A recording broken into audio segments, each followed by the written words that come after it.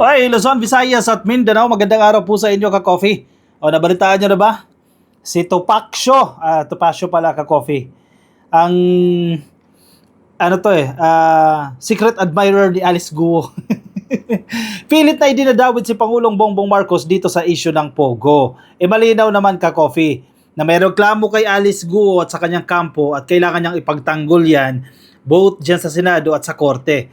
Pero, ibang strategy yung ginagawa dito ni Topacio. Pilit niyang nililink si Pangulong Bongbong Marcos, si First Lady Liza Araneta Marcos dito sa problema na ito ng mga guo.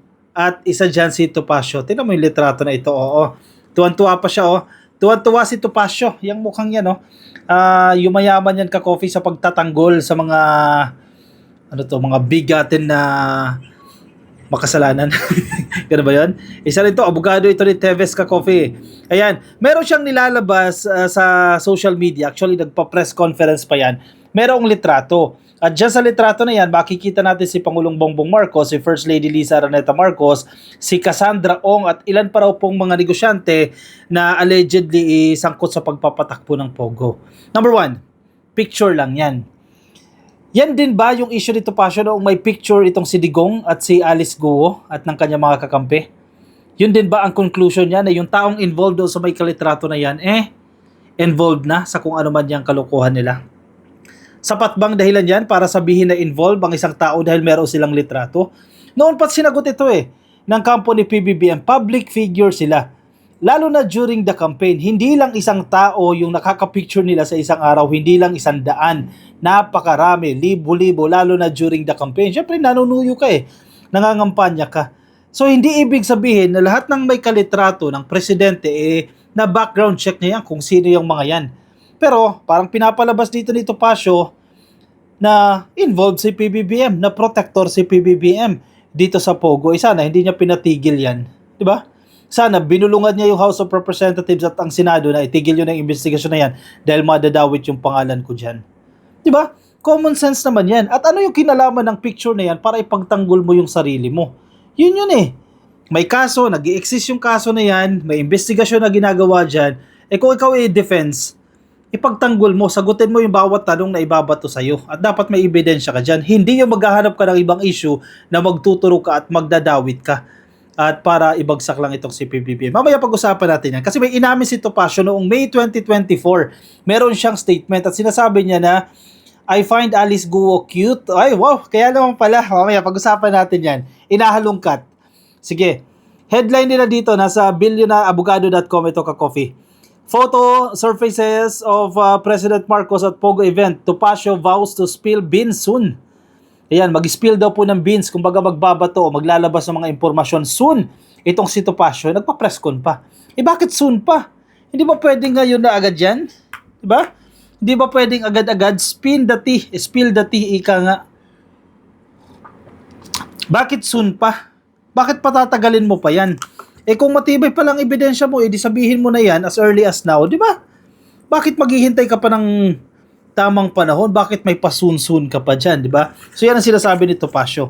Si Topacio, isa rin ito galit na ito sa pagsiserve ng warrant of arrest dyan kay Kibuloy. Hindi mo maintindihan kung ano yung nasa utak nito ni Topacio. Sige, basahin natin. Ferdinand Topacio, the lawyer representing Cassandra Leong, on Monday showed a photograph showing President Ferdinand Bongbong Marcos Jr. and the First Lady Liza Araneta Marcos at an event attended by executives from Philippine Offshore Gaming Operators or POGO. Topacio disclosed that Ong has verified the authenticity of the image. Hindi ba sinasabing fake yung photo na yan? Totoo yung litrato na yan. And then, what's next? Ano kung totoo yan? One of the lang yan sa napakaraming photos. Yun nga, babalik tayo doon sa understanding na bakit si Digong, na may photo siya ni Alice Guo, ganyan din ba ang conclusion mo na si Digong ang protector? Di ba? Ang pinupunto natin, hindi yung litrato yung basihan. Paano kung nagkita lang yan sa isang restaurant? O hindi pa controversial noon si Alice Guo? Mr. President, pwede pa kami makipag-picture. Paano kung during the campaign pa yung photo na yan? Di ba? Hindi ibig sabihin, involved na agad siya dyan. As contrary, doon sa pinapakalat nitong kampo ni Topacio, magkano bang binabayad dyan kay Topacio para ipagtanggol itong si Cassandra Ong? Si Cassandra Ong kasi ang susi dyan Baka nga Baka nga ha, sa tingin ko lang ha, bukas magsasagawa ng hearing diyan sa investigasyon na yan sa Pogo, no? Baka nga may kung ano-ano na namang script ang ipakalat yan eh. Kasi ano na eh, nandoon na sila sa dead end, oh. Wala na silang malikuan eh. Baka ituro pa niya si PBBM. Baka kung sino-sino pa ituro niyan. Tingnan natin bukas ka-coffee. Tabayanan niyo yung hearing. Baka magturo yung mga yan. Further details regarding the event would be disclosed in due course, sabi ni Topacio. Bakit hindi niyo pa sabihin agad-agad? Ong, along with Sheila Guo, were reportedly traveling companions of dismissed Bamban-Tarlac Mayor Alice Guo before the pair was apprehended in Indonesia. Alice allegedly managed to evade capture, sabi niya sa isang interview ni Topacio. Hindi na naman daw tatago itong sila Cassandra Ong. Hindi na yan nagtatago. Bakit hindi dumalo sa hearing? 'Di ba? As simple as that eh. May subpoena sa Senado, bakit hindi dumalo diyan? O even sa HOR, bakit hindi dumalo diyan kung hindi nagtatago? 'Di ba? Bakit hindi sumuko? Napapabalita na sa Pilipinas na hinahanap sila, bakit hindi agad sila nagkusang loob na sumuko para linisin yung pangalan? Tingnan mo tong si Topacio, gagawa ng kung ano-ano, baka kasinungalingan ang pinagsasasabi nito para ipagtanggol lang ang kanyang kliyente.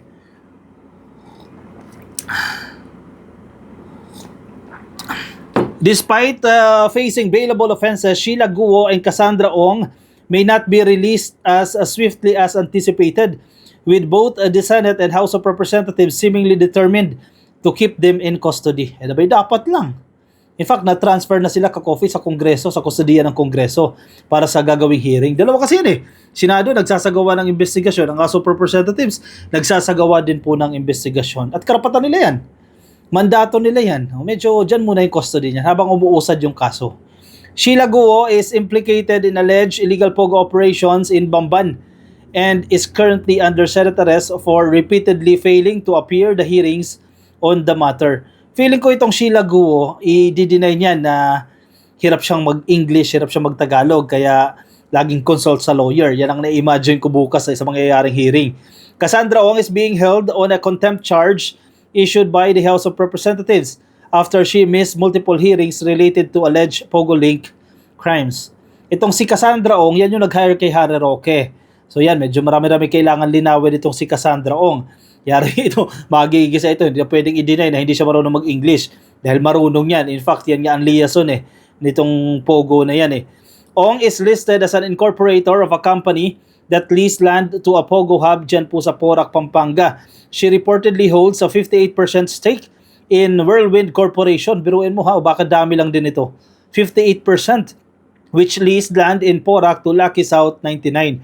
Ong was also identified as a connection between former presidential spokesperson Harry Roque and Lucky South 99, where he allegedly served as a legal officer. Nako, pinatawag din ka-coffee yung Boylet, ay yung staff pala, executive assistant ni Harry Roque, pinatawag din siya dyan ka-coffee sa investigasyon na yan. Dahil marami din yan kailangan linawin Itong si De La Serna ba ito, ka-coffee, na nakatira dyan sa Pogo Hub. Nang libre nang libre. Pinatira daw yan ni Cassie Ong. Alam nyo naman ang intensyon, bakit pinatira yan.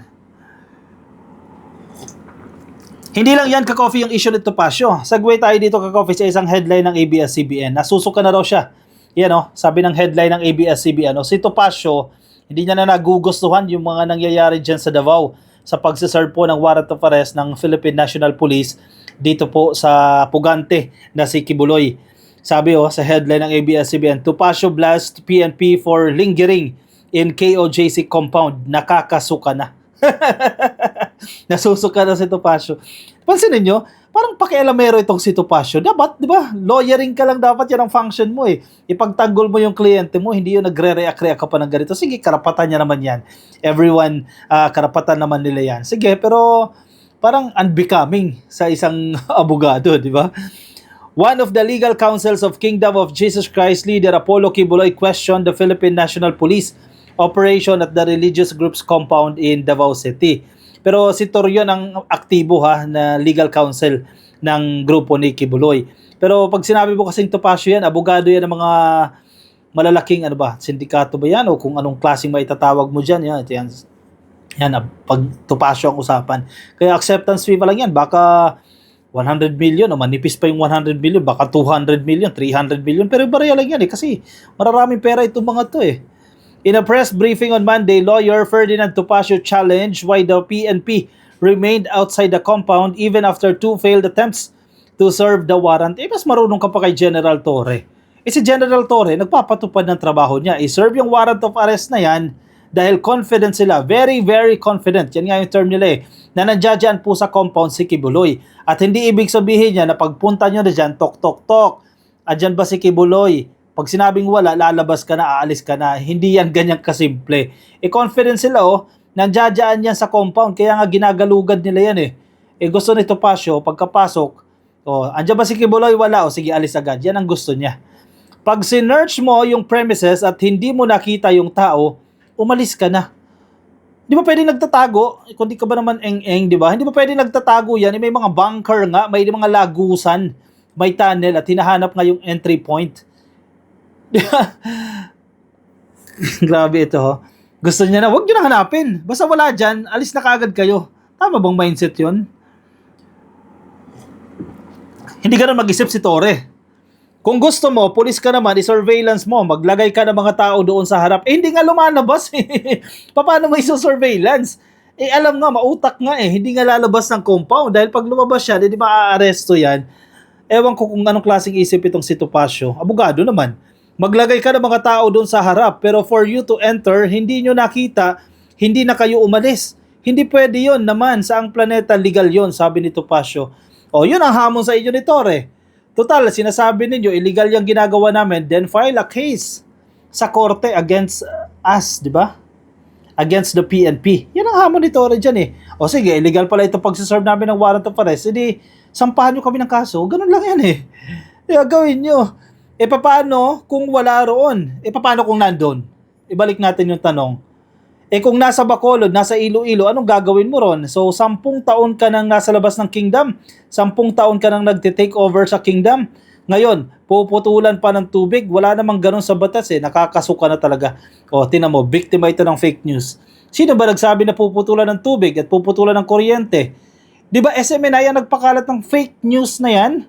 And naniwala si Topacio. Abogado yan ka-coffee, abogado naniniwala sa fake news Parang si Harry Roque ang style nito mabilis mabudol ng fake news Topacio, however, maintained there is nothing illegal with implementing a warrant of arrest against Kibuloy and his co-accused. Pasukuin nyo kasi yan nang matigil na yung problema dyan. Kibuloy and his associates are facing abuse and trafficking charges before Davao City and Pasig City Court. The lawyer also slammed the PNP for taking over the property. Tignan mo ang term nila, tinake over na raw po ng PNP ang Kingdom of Jesus Christ. When it barred people from entering the KOJC compound. Malamang may operasyon Alam mo kaya magulo yung dyan sa Kingdom of Jesus Christ. Ayaw din natin mangyari yan kasi marami na didistract yan. Totoo yan. Ang nagpapagulo din kasi dyan yung mga followers. Grabe yung resistance. Dadaan, pipigilin. Lahat ng ipapasok na makina, kailangan idaan daw sa ganyan-ganyan. Kukontrolin nila. Sasabihin, wala yan dyan, wag kayo dyan. So, diba? Common sense naman, hindi ikaw pwede magdikta kung saan pupunta yung pulisya. By sisilipin na passage, na parang imbornal yan, nagagalit sila kasi wala daw dyan si Diwata. Ang tawag binabastos ka nila si Torre. Diwata ang tawag nila Yung Paris King, diba? Diwata ang tawag nila. Huwag mong diktahan yung pulisya. May trabaho sila tungkulin din nila yan hanapin itong si Kibuloy at confident sila nandiyan sa kingdom, nandiyan sa bunker, nandiyan sa tunnel. Nagtatago lang yan. Tinake over mo na yung property, violate mo na yung privacy ng mga tao. That's private property. Bakit ka nandoon? In this case, ginagamit pa sa worship. Topacio said, one of the legal counsels of the fugitive pastor believes that NBI is being pressured to catch the elusive Kibuloy. Ano naman? Trabaho nila yan Kung pressured sila, dapat nila pagtrabahuan yan.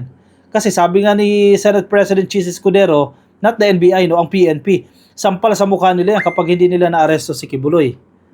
Diba? Hayaan natin, gawin nila yung trabaho nila. Huwag na kayong mangyalam dyan dahil nagpapalala kayo dyan sa sitwasyon naman. Dapat yan may return I-return mo yung whether serve or unserve. Mapapaso yan, kaya siguro napipressure sila. Pero yung sasabihin mo, hindi pwede pumasok, hindi pwede lumabas, unang-una, grave coercion yan. Again, kung confident sila, i-file a case against the PNP. As simple as that. File a case against General Torre. Ganun lang yan But I will leave that to my more able colleagues. Oh. Tignan mo, nag-comment lang siya. Wala na siyang gagawin. Pinabayan niya rin sa mga kasamahan niya. The lawyer said he is saddened to see the police conduct their operation in an unprofessional manner. Panawagan ko naman noon sa PNP, yung mga nag-exercise naman ng right to assemble and petition the government for redress of grievances na nasa Constitution, huwag nyo naman i-tear gas yung Constitution. Maawa naman kayo. Yung may namatay na nga, ilan pang mamamatay para tumigil kayo before you realize that what you are doing is excessive. Dapat pagsabihan niya si Kibuloy, di ba, yung kliyente niya, suko ka na, pastor, tapos ang problema. Di ba? Yun lang yun eh. Sabi pa ni Baduy, ni Lorraine Baduy, galit na galit siya kay PBBM kung ano sinasabi niya kay PBBM Tapos sabay sasabihin niya, isa lang makakapagpatigil sa mga nangyayari na ito, ang presidente, si PBBM. Matapos mong bastusin ang presidente, nasasabihin mo, si PBBM lang makakapagpatigil nito. Di ba, hindi mo na nga ginalang, tapos magre-request ka pa, para makikiusap ka pa na si PBBM lang magpapatigil dito sa gulo na yan dyan sa Davao. Nako, umayos naman kayo. Bakit ganyan naman ang mindset ninyo? Sige, isang malaking good luck sa inyo. Ipagpatuloy niyo ang ginagawa ninyo. Siyempre, nagsalita naman ng dyan. Ang gobyerno, ipagpapatuloy nila kung ano yung ginagawa nila dahil yan ay hustisya. Pagkamit sa hustisya. Once na mahuli yan si Kibuloy, tapos ang problema dyan, titigil yan, babalik sa kaayusan yung kingdom of Jesus Christ once na maaresto si Kibuloy at ang ilan pa ritong mga kasabwat. Dahil may pananagutan sila Pansinin niyo yung komentary nila. Pansinin niyo yung mga analysis ng mga DDS, diba, ng SMNI. Hindi nila minimension na may pananagutan si Kibuloy sa bansa, sa gobyerno, sa batas, at kinakailangan niyang sumuko. Diba? Basic naman yun Kaya tayo may order, kaya tayo may kaayusan dahil may batas tayong sinusunod. And once you violate yung batas na yan, kailangan mong panagutan yan. Di ba, ginawa mo yan Due process nga ang tawag natin dyan para maipagtanggol mo ang sarili mo dyan kung ginawa mo ba talaga siya o hindi. At may mga ebidensya ka na hindi mo ginawa yan. Bakit ka nagtatago? Nagtatago kayo kasi sa tingin mo dihado ka. O baka guilty. Kaya ganyan, nagtatago yan. Ito namang mga hunghang, i-justify pa yung maling ginawa ng pastor. Ay, nako. O siya, anong komento nyo ka-coffee? Ilagay dyan sa ating comment section para mabasa ng iba nating mga ka-coffee. At isa pa ang bash lang sila ng bash. Si PBBM ang binibira nila ng binibira dito sa problemang ito. PNP nagsiserve yan si PBBM ang binibira-bira nila. O siya, sige, komento kayo yung opinion, reaction dyan sa ating comment section para mabasa na rin po ng iba nating mga ka-coffee. Kung di pa po kayo naka-follow sa ating Facebook page, pasuyo na lang ka-coffee, please like and follow. At kung nasa YouTube po kayo, please click lang po na subscribe yan, dyan sa baba, subscribe, at hit nyo na rin po yung notification icon para updated kayo sa ating mga bagong upload. Alright, ako magpapaalam muna sa inyo ka-coffee. Maraming salamat po sa mga sumama. Ingat po kayo nasaan man po kayong panig ng daigdig. Sana may good news tayo mamaya at maaresto na itong si Kibuloy. Antabayanan po natin yan. Sabi ng PNP, konting oras na lang, maaaresto na rin yan. O siya, sige, paalam po sa inyo ka-coffee. Ingat po kayo. Bye-bye.